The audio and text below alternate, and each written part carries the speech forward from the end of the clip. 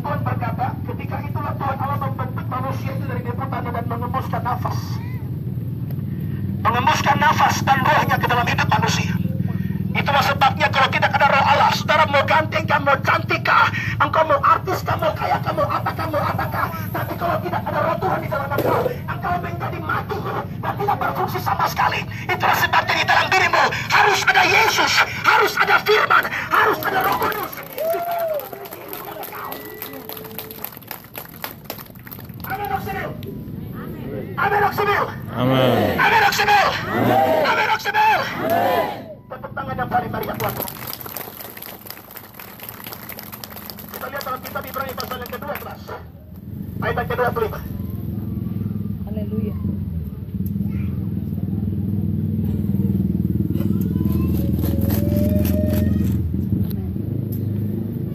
Saudara, hari-hari terakhir ini Allah sedang berbicara bagi semua bangsa di muka bumi. Amin. Yesaya pasal 29 dan nama kita berkata, engkau akan melihat kedatangan Tuhan semesta alam dalam guntur, dalam genta, dalam puting beliung, dan dalam nyala api yang memakan habis. Siapa yang jago di sini bisa tangkis petir? Tidak bisa. Tidak bisa.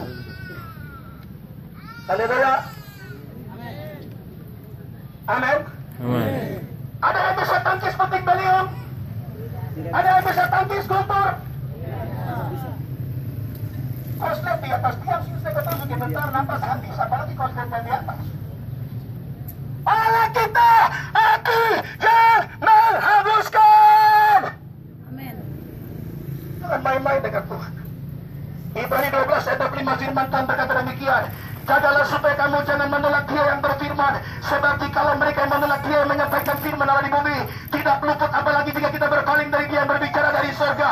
Alkitab berkata demikian, waktu itu suaranya menggoncangkan bumi, tetapi sekarang memberikan janji, satu kali lagi aku akan menggoncangkan bukan hanya bumi saja, melainkan langit juga. Ungkapan satu kali lagi, sekali lagi menunjukkan kepada perubahan pada apa yang dapat digoncangkan, karena Ia dijadikan seketika tetap apa yang tidak tergoncangkan. Jadi karena kita menerima kerajaan yang tidak tergoncangkan, marilah kita mengucap syukur dan beribadah kepada Allah menurut cara yang berkenan kepadanya dengan hormat dan takut, sebab Allah kita adalah api yang menghanguskan. Lebih baik pendeta yang bicara, lebih baik gembala sidang yang bicara, lebih baik misionaris yang bicara, lebih baik gembala yang bicara, lebih baik hamba Tuhan yang bicara daripada Tuhan yang bicara.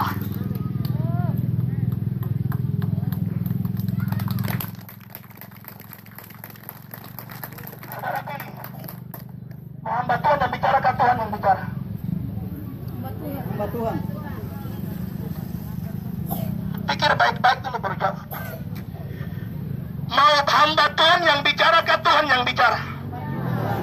Kalau hamba Tuhan yang bicara masih ada belas kasihan, kalau hamba Tuhan yang bicara masih ada pengampunan, masih ada kasih karunia. Tapi kalau Tuhan yang bicara, hamba Tuhan punya tali perut yang lelah. Kalau Tuhan yang bicara, kaki sebelah patah. Kalau Tuhan yang bicara, tinggal di ruang ICU pakai oksigen. Kalau Tuhan yang bicara,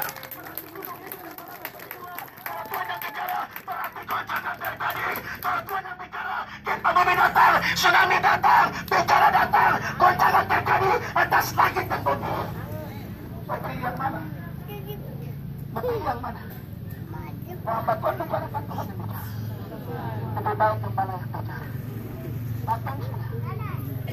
Bertobat sudah. Yang bikin diri keras. Saudara kan bikin diri keras. Tempat tulang itu kalsium, bukan besi tulang. Prakas.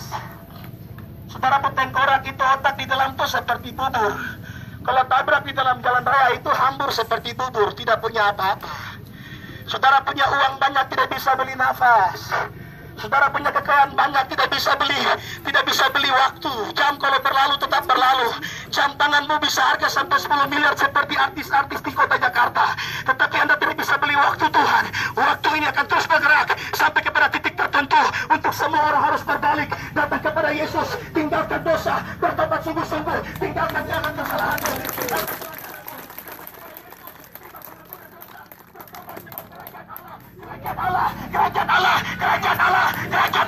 Kerajaan Allah sudah dekat. Ajaib. Amin. Amin. Oksibil amin.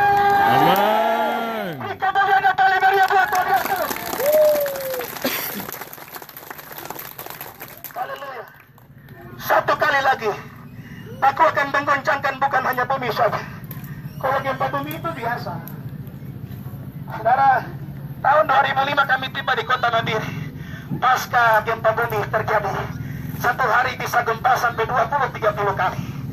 Saudara, jadi kami datang di kota Nabire itu tahun 2005. Kami sementara duduk makan papeda di meja makan. Sementara kami makan papeda, goncangan terjadi ke bumi datang, saudaraku. Jadi kalau orang yang baru datang itu ketahuan. Karena kalau kita bujur, satu orang lari keluar dari pintu kalau itu datang di kota Nabire. Jadi orang Nabire apa istilah itu? Kalau cuma duduk santai makan, yang merokok, yang kopi, yang teh. Tapi kalau lebih harus belajarnya terakhir langsung harus mau kerampas pintu sesak.